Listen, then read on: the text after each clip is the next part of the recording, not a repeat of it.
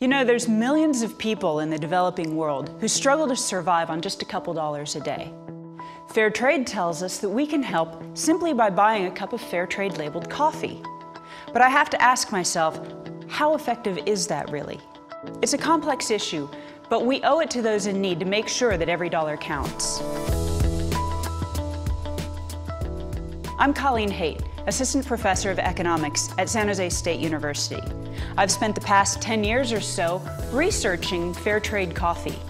And I've also spent a lot of time on coffee farms in Central America, actually talking to the coffee farmers about their experiences. The goals of fair trade are very admirable, and I love the fact that it's a voluntary organization. They've done an outstanding job of creating better consumer awareness, for example. Consumers today are much more appreciative of how their purchases affect the world's poor in our global economy. However, if you really want to help the poor, the fair trade model for coffee isn't the most effective way to do that. Fair trade operates by asking consumers to pay a few cents more for each cup of coffee they buy. They then convey this extra money all the way down through their supply chain, all the way to the small farmer who grew the coffee. The problem is, fair trade regulations define that small farmer as a small landowner. But the poor in the coffee farming community don't have enough money to own their own land.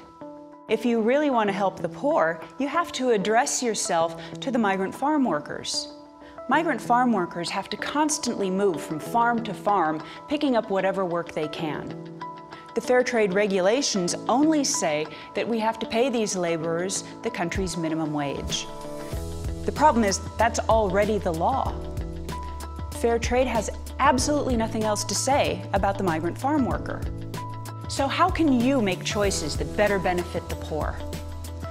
It might seem odd, but one way you can do this is by buying high-quality coffee. High-quality beans take more time and care to harvest. This results in higher pay for the seasonal laborers who pick the coffee, as growers insist on quality beans that will fetch higher prices in the market. As the demand for premium coffee grows, more of these higher-paying jobs become available. It may be counterintuitive, but migrant workers who pick beans for premium coffees tend to receive higher pay than those workers who pick beans for most fair trade brands. Since the price of fair trade coffee is more or less the same as it is for premium coffees without the fair trade label, consumers can do more for the poor by actually not buying the fair trade label. At the end of the day, you have to remember that fair trade is a brand, just like any other brand. As a conscientious consumer, we can't just accept the claims that are made. We have to do our own investigation. Our dollars are limited. We have to make sure that all of our choices have the impact that we want them to.